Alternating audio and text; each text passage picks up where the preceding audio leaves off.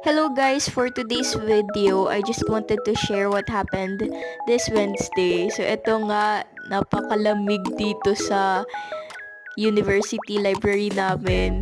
Mukha lang akong chill-chill dyan pero nangangatog na talaga yung tuhod ko niyan. So, nagkaroon kami ng 6 hours vacant kasi hindi nakapasok yung professor namin. So, sunod-sunod yon.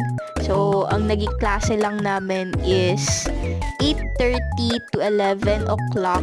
And then, ang sunod naming class ay 5 p.m. to 8 p.m. So, dahil wala akong ginagawa ay nagpasa-basa muna ako sa university library namin to pass the time. Kasi alam nga naman tumunga nga ako ng 5 oras, 6 na oras dun, 'di ba?